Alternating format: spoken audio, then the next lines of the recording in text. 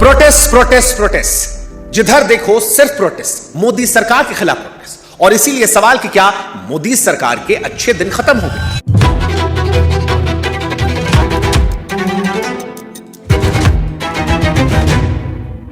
क्योंकि चारों तरफ प्रोटेस्ट, सवाल उठ रहे हैं, क्या सरकार जनता की आवाज को इतना अनसुना कर चुकी कि सोशल मीडिया से लेकर सड़क, संसद, प्रधानमंत्री के घर के बाहर, बॉर्डर पर हर जगह प्रोटेस्ट, दिल्ली से लेकर रांची और देहरादून तक प्रोटेस्ट?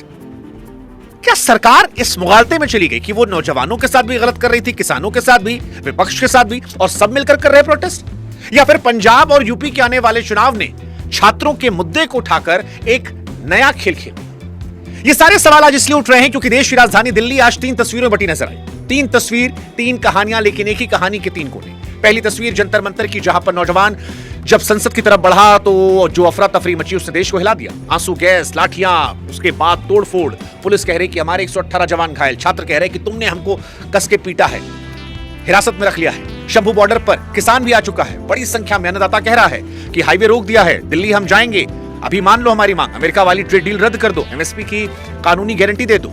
और राहुल गांधी जो अब तक खामोश थे, जो जंतर मंतर नहीं पहुंचे थे, वो सीधे प्रधानमंत्री घर के बाहर बैठे कह रहे हैं कि नहीं, अब मंत्री का इस्तीफा नहीं चाहिए, सीधे प्रधानमंत्री का इस्तीफा चाहिए। यानी एक दिन में 3 कहानियां आती हैं। एक छात्रों की जिन्हें पेपर लीक का डर है और जो धर्मेंद्र प्रधान का इस्तीफा चाहते हैं। दूसरा किसान जिसको डर है कि उसकी खेती की डील कर दी जाएगी। और तीसरा राहुल गांधी और विपक्ष जो इन सब के बीच मौका देख रहा है, अपॉर्चुनिटी, वो अपॉर्चुनिटी जो सरकार ने अपनी चुप्पी से इन सब के सामने खड़ी की। सरकार इन सब के बीच कह रही है कि हमने बैरिकेड सुरक्षा को लगाया है, लेकिन अब लोगों के मन में सवाल आ रहा है कि बैरिकेड भीड़ रोक सकते हैं, सवाल नहीं। और सवाल तो है, सवाल है कि अगर 2-2 बार धर्मेंद्र प्रधान गलत हो गए तो फिर इस्तीफा क्यों नहीं हुआ? अगर सरकार मान रही है कि पेपर लीक के दोषियों पर एक्शन हुआ तो फिर मंत्री साहब को अपने पद पर रहने क्या? और अगर गलत था तो फिर बच्चे जब मांगने गए तो वो झड़प क्यों हुई? सवाल किसान भी पूछ रहा है कि मोदी जी हमारे साथ गलत तो नहीं होगा? सरकार के लोग कह रहे हैं महाराज अभी डीले पूरा नहीं हुआ है, गलत कहां से हो जाएगा? और इन सब के बीच में कॉमन जनता है जिसे यूपी और पंजाब का चुनाव दिखाई पड़ रहा है। यूपी और पंजाब, यूपी जहां बड़ी संख्या में छात्र आते हैं, पंजाब जहां पर किसानों की बड़ी ताकत है। और यही सवाल है कि अब जो कुछ हो रहा है ये सरकार की गलतियों का नतीजा है या सरकार की बेरुखी के बीच में विपक्ष को मिल गया एक बहुत बड़ा। पहले वो 30 सेकंड में समझ लेते हैं। आप जानते हैं जंतर मंतर से संसद की तरफ मार्च हुआ था, आंसू गैस, लाठीचार्ज, कैनॉट प्लेस में तोड़फोड़, एफआईआर दर्ज। सवाल दोनों से है, मार्च शांतिपूर्ण था तो गाड़ियां किसने तोड़ी? और कार्रवाई अगर प्रोफेशनल तरीके से थी, कानूनी तरीके से थी, तो फिर लड़कियों पर हाथ किसका था? ये आरोप हर तरफ से आ रहे हैं और दोनों का अपना अपना सच है। लेकिन आज की कहानी ये नहीं, आज की कहानी दूसरी है। कहा जाता है कल जंतर मंतर को पुलिस ने खाली करा दिया, उखाड़ दिया। रात 11 बजे 6 घंटे बाद भीड़ वापस लौटी, टेंट लगा, मंच नया लगा और ऐलान की मार्च फिर से होगा। पुलिस ने रात में मंच उखाड़ा और सुबह पूरे देश ने देखा कि भाई साहब उखाड़ने से कोई चीज छोटी नहीं होती है, वायरल होती है। और इस सरकार को लेकर तो वैसे भी आरोप लग रहा है कि ये सरकार संवाद कम करती है, एक्शन में ज्यादा बिलीव रखती है, और अब एक्शन का रिएक्शन हो रहा है। सरकार को कल लगा कि मामला निपट गया, आंदोलन खत्म हो गया, लेकिन आज आंदोलन और बड़ा हो गया। क्योंकि आंदोलन टेंट में नहीं होता, आंदोलन बेइज्जती में रहता है। और इस आंदोलन की जड़ में एक ही बेइज्जती है। वैसे शुरुआत भी तो बेइज्जती से हुई थी। कॉकरोच जनता पार्टी की शुरुआत कहां से हुई थी? सुप्रीम टिप्पणी से। कॉकरोच, वही ताना दिल पे लगा था और वही ताना कल भी लगा। और जो आंदोलन बेइज्जती से पैदा हुआ हो उसे लाठी से मारेंगे तो वो हटेगा थोड़ी ना, दुगना हो जाएगा। इसीलिए लोग कह रहे हैं कि कॉकरोच मरते थोड़ी हैं, वो तो बढ़ जाते हैं। और आज जंतर मंतर पर कॉकरोच बढ़े, ताकत ज्यादा बड़ी दिखाई पड़ी, सरकार को ज्यादा और चैलेंज किया गया। और वैसे भी ये इस देश का कोई नया पैटर्न थोड़ी है, आप पुराना भी देख लीजिए। किसी भी आंदोलन को जिसे रातों रात हटाने की कोशिश की गई, अगली सुबह दुगनी भीड़ हुई। भीड़ को हटाना आसान है, वजह को हटाना मुश्किल है। कल पुलिस ने भीड़ हटाई थी, वजह छोड़ दी गई थी, उसका समाधान नहीं किया गया था। और वजह लौट सकती थी अगर मंत्री जी का इस्तीफा हो जाता, लेकिन इस्तीफा नहीं हुआ, लाठी मारी गई, पुलिस भी घायल, ये भी घायल, मामला सुप्रीम कोर्ट तक पहुंच गया। कल तक जो केवल दिल्ली कहानी थी, आज वो देश की कहानी बन गई। मतलब आज रांची में छात्र सड़क पर हैं, रायपुर में बारिश के बीच प्रदर्शन चल रहा है, बेंगलोर से लेकर गुवाहाटी, शिलोंग, टोरंटो, हर जगह सपोर्ट की तस्वीरें आ रही हैं। यानी लाठी दिल्ली में थी, आवाज पूरे देश में गूंजी। यानी सरकार ने कल आंदोलन को दबाने की कोशिश की और आज जो एक मोर्चे पर आंदोलन था वो बढ़ता चला जा रहा है। एक किसानों का शंभू बॉर्डर पर, हाँ आपको याद होगा 2020 की तस्वीरें शंभू बॉर्डर पर हम सब ने देखा था। लेकिन इस बार ट्रैक्टर नहीं है, बसें नहीं है, इस बार डीला डालने केवल ऐलान नहीं है। किसान घाट पर महापंचायत होनी है, चौधरी चरण सिंह साहब की समाधि पर। जिस किसान के नाम पर घाट बना है उस घाट तक किसान नहीं पहुंच पा रहा। यानी किसान इस बार लड़ने नहीं दिखाने आए कि हम भी आ सकते हैं। और उनकी मांग बड़ी क्लियर है, ट्रेड डील जो है अमेरिका से वो रद्द की जाए, एमएसपी की कानूनी गारंटी दी जाए। अब यहां पर एक तीखा सवाल वो नहीं जो किसान पूछ रहा है, सबसे तीखा सवाल तो वो है जो इस डील के बारे में हर किसी को पूछना चाहिए। बताया जा रहा है कि डील के तहत सस्ते अमेरिकी दूध, दही, सोया और कुछ फसलों के आने का रास्ता खुल सकता है। ऐसा बताया जा रहा है इसलिए क्योंकि डील अभी फाइनल नहीं हुई है, कागज किसी ने नहीं देखे हैं। और यहीं से भाजपा वाले कह रहे हैं कि इसमें सियासी बू आ रही है पंजाब चुनाव को लेकर, क्योंकि जब कागज ही नहीं आए हैं तो फिर आंदोलन अभी से क्यों शुरू किया। अब इसमें किसानों का जो वर्जन है वो अलग है। वो कह रहे हैं कि भाई साहब साइन हो चुकी डील के खिलाफ आंदोलन मातम होता है, लड़ाई नहीं। दबाव जो है वो सौदा होने से पहले काम करता है, बाद में नहीं। किसान 2020 में सीख चुका है कि कानून बनने के बाद वापस कराने के लिए 1 साल से ज्यादा सड़क पर बैठना पड़ता है। इसलिए इस बार शायद वो कानून बनने से पहले ही खड़ा है। वो कहते हैं ना, दूध की जली बिल्ली छाछ भी फूंक फूंक कर पीती है। इस तराजू का एक और पलड़ा भी है, क्योंकि एक सवाल शहर का मिडिल क्लास ही पूछ रहा है और उसे भी अनसुना करना बेमानी है। वो पूछता है कि भैया खाद की बोरी पर हजारों की सब्सिडी, ऊपर से खेती कमाई टैक्स फ्री, इतना सब लेकर धरना। अब इन सब के अलग अलग बातें, अलग अलग आरोप है और इस तबके का भी आरोप है। फिर वही शब्द आरोप ये भी है कि आंदोलन का चेहरा तो 2 एकड़ वाला किसान होता है, पर अगली कतार में 100-100 एकड़ वाले बैठे होते हैं जो सब्सिडी का फायदा भी सबसे पहले उठाते हैं, खाद का स्टॉक भी पहले दबाते हैं और छोटे किसान को वही खाद बाद में महंगे दामों पर मिलती है। यानी शहर कहता है आंदोलन गरीब किसानों के नाम पर होता है, लेकिन फायदा अमीर किसानों को। और हमारी थाली तक कीटनाशक कौन पहुंचा रहा, वो बहस अलग चल रही है। अब सच क्या है? सच दोनों का थोड़ा थोड़ा है। ये सच है कि सब्सिडी और टैक्स छूट किसानों को मिलती है। ये भी सच है कि देश का 85% से अधिक किसान छोटा है, जिसके लिए वो सब्सिडी अय्याशी नहीं है, उसके जीने का सहारा है।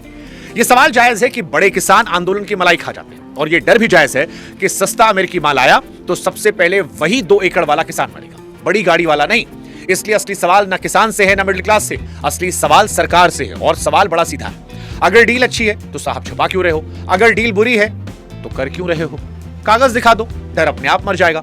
और अगर कागज दिखाने में डर लग रहा है तो फिर डर की वजह कागज में है, क्योंकि जब तक कागज छिपा है तब तक हर तरफ सिर्फ डर बिकेगा और डर से बड़ी कोई मंडी होती नहीं। पर कागज मांगने की लड़ाई अभी मंडी तक पहुंची भी नहीं थी कि तीसरी तस्वीर भी सामने आ गई। वो तस्वीर जिसको देखकर लोगों ने कहा, क्या कांग्रेस ने कॉकरोच जनता पार्टी के आंदोलन को डिकोड कर लिया है? हाँ, राहुल गांधी साहब ने आज कुछ ऐसा किया जो उनकी राजनीति में कम दिखता है। जिस आंदोलन पर पूरा देश बात कर रहा है, अब तक राहुल गांधी उस आंदोलन में नहीं गए थे। क्यों नहीं गए थे? क्योंकि अभिजीत दीप के राहुल गांधी को नापसंद करते थे। राहुल गांधी के आंदोलनों का उन्होंने खूब मजाक उड़ाया था। अभिजीत का थोड़ा लिंक जो है वो आम आदमी पार्टी से है, कई लोग यहां पर हैं जो आम आदमी पार्टी क्लोज रहे हैं। ऐसे में राहुल गांधी और कांग्रेस ने इस आंदोलन से अपने आप को दूर रखा था, लंबे समय तक दूर रखा था। देश का सबसे बड़ा विपक्षी नेता देश के सबसे बड़े आंदोलन से दूर। खबर बदल गई है। सुबह राहुल गांधी घायलों से मिलते हैं इस मसले पर कि छात्रों के साथ मोदी सरकार ने बर्बरता की, और फिर दोपहर होते होते सीधे प्रधानमंत्री के घर के बाहर धरने पर बैठाते हैं, खड़गे के साथ, प्रियंका गांधी के साथ। और अब मांग होती है कि जंतर मंतर पर भले ही शिक्षा मंत्री का इस्तीफा मांगा जाता, हम प्रधानमंत्री और गृह मंत्री का इस्तीफा मांगते हैं। Dharmendra Pradhan, he's an intermediary. Absolutely, he should resign. But Dharmendra Pradhan hasn't beaten up the students. Home Minister has. He should resign. And Home Minister reports to Prime Minister. He should resign. What is going on? हाँ, राहुल गांधी ने स्पष्ट किया है जंतर मंतर का आंदोलन चलेगा, वो अपनी जगह पर है, लेकिन वो ये आंदोलन रखेंगे। उनको मनाने की कोशिशें चल रही है। और आज दिल्ली के अंदर ही 2 अलग अलग आंदोलन हो गए। एक दिन में एक मुद्दे पर 2 विपक्ष और 2 अलग अलग जगह। पहली नजर में लगा विपक्ष बिखरा हुआ है, लेकिन जैसा हमने बताया बिखरा नहीं है। सबको अपना अपना देखना है, क्योंकि सरकार ने तो मौका दे दिया है। केजरीवाल कल अपने दोनों बच्चों के साथ 4-5 घंटे आंदोलन में गए थे। केजरीवाल आज मंच तक गए।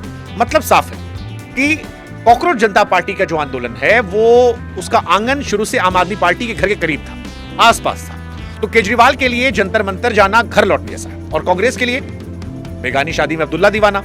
इसीलिए कांग्रेस परेशान थी, उलझन थी। लेकिन अब जब आंदोलन देश का बना तो दूर रहो की राजनीति से बाहर आकर कांग्रेस सबसे सामने आ गई। हाँ जी, कांग्रेस मंच से दूर थी, लेकिन अब कांग्रेस ने एकदम सीधा मंच पकड़ा है।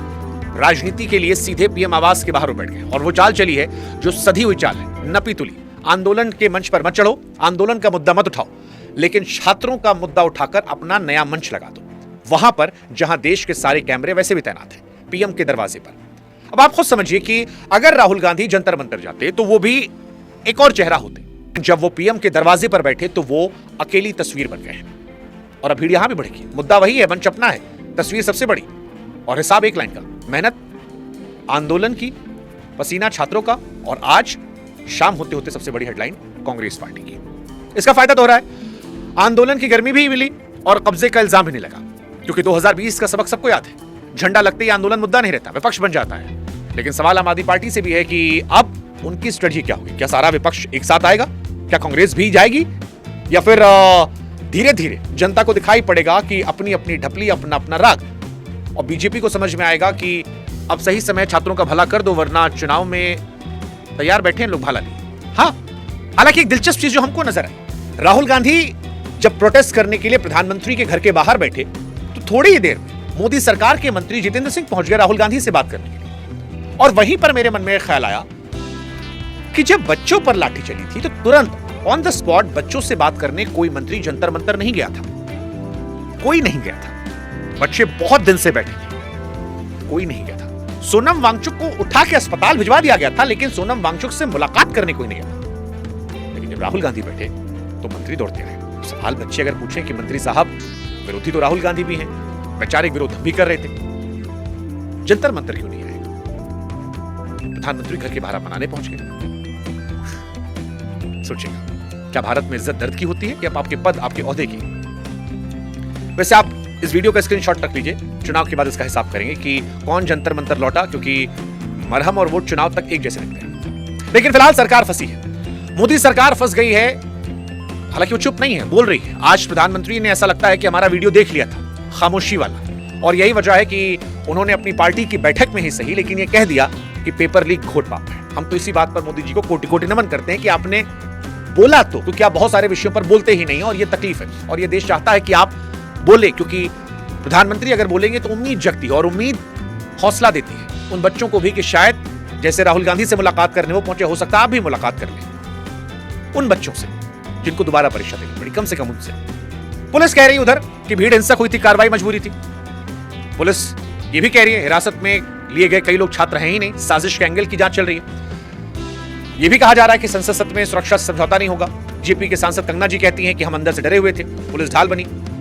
नड्डा जी जो है सीजेपी के लोगों से मिले, घायलों से बातचीत की। केजरीवाल जी कह रहे अपना बच्चा लेकर हम गए थे। कुल मिलाकर हर आदमी कुछ कुछ कुछ कुछ कह रहा है। अब सवाल यह है कि जब हर कोई कह रहा है तो फिर सरकार फंसी क्यों है? सरकार फंसी है इस्तीफा देने को लेकर। अब इस्तीफे को लेकर हमने पिछला वीडियो बनाया था कि 12 साल में मोदी सरकार ने एक इस्तीफा नहीं दिया, क्योंकि सरकार को लगता है कि अगर हम इस्तीफा दे देंगे तो अपनी गलती मान लेंगे, और सरकार गलती नहीं मानती। सुषमा स्वराज, वसुंधरा राजे सिंधिया पर 2015 में आरोप लगे, तब से लेकर अब तक धर्मेंद्र प्रधान तक सरकार इस्तीफा नहीं लेती, मंत्री देना चाहे तो भी नहीं लेती। अब सरकार की मुश्किल यही है कि अगर वो नियम तोड़े और आंदोलन से इस्तीफा ले ले तो फिर हर आंदोलन में इस्तीफा लेना पड़ेगा, और अगर इस्तीफा ना ले तो यूपी का नौजवान चुनाव तक लाठी याद रखेगा। सख्ती करो तो आंदोलन बड़ा होगा, सख्ती ना करो तो भीड़ बढ़ रही है।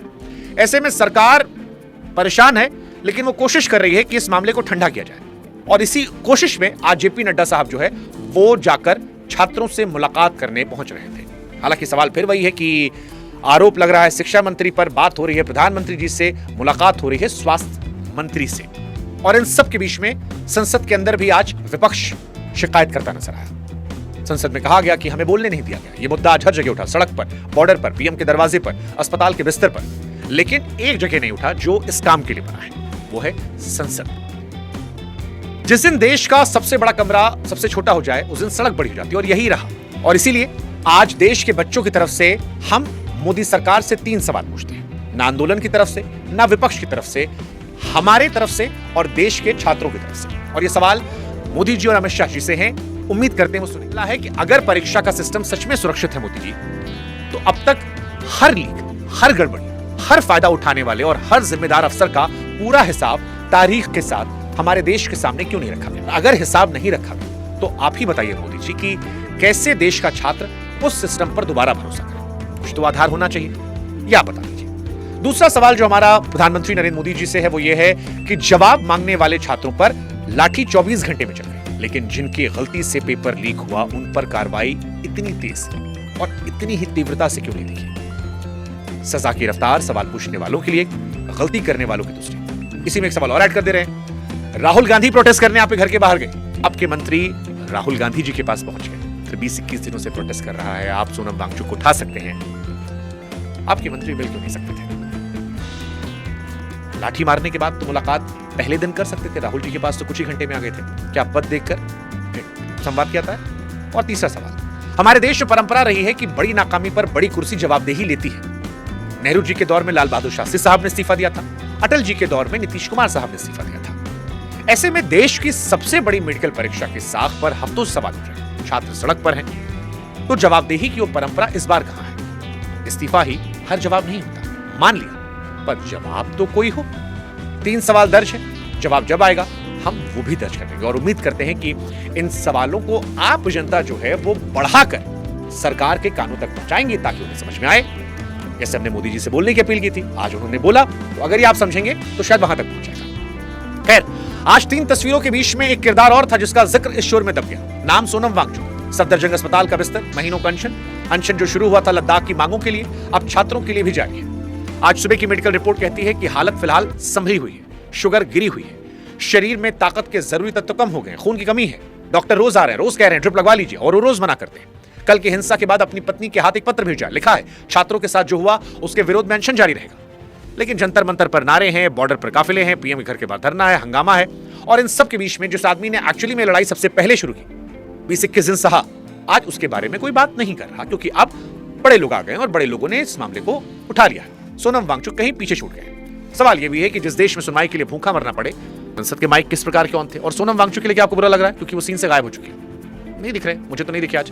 वैसे दिखे तो उनके सीजेपी के प्रवक्ता भी नहीं थे, बर्गर खाने वाले। हाँ, मतलब जिन्होंने कहा मेरा क्या लेना देना। ठीक है, आंदोलन अब काफी बड़ा हो गया है, इन लोगों से आगे निकल चुका है। खैर, कुल मिलाकर आते हैं, बीजेपी के प्रेसिडेंट कहते हैं मार्च होगा, किसान कहते हैं बॉर्डर से हटेंगे नहीं, कांग्रेस कह रही है जब तक आंदोलन तब तक धरना, और सरकार अभी उसके पास सिर्फ 2 रास्ते हैं। फिर से लठिया दीजिए या बातचीत कर लीजिए। कहा जा रहा है कि बातचीत खोली गई है, कल क्या निकलेगा, जो आएगा कहानी फिर हम आपको सुनाएंगे, कल की कहानी कल। लेकिन आज की तस्वीर आप याद कर लीजिए। नौजवान सड़क पर, किसान बॉर्डर पर, विपक्ष पीएम के दरवाजे पर, और सबसे शांत आवाज अस्पताल के बिस्तर पर। संसद चालू, सत्र हर साल आएगा, कमरे हर बार खुलेंगे। देखना सिर्फ ये है कि संसद के अंदर कान में खोलते हैं, क्योंकि ये बात हर सरकार को, हर पार्टी को याद रखनी है। आज दिल्ली में लाठी किसी की भी चले, उसकी चोट कल बोर्ड पर जरूर दिखाई देगी, और उस दिन ना बैरिकेड काम आएंगे, ना आंसू गैस, ना बंद कान। और तब तक आपको सिर्फ इतना करना है कि आपको भूलना नहीं है, क्योंकि इस देश में सबसे बड़ी ताकत लाठी नहीं है, बर्दाश्त है। जय हिंद, जय भारत, और हमको सब्सक्राइब कीजिए।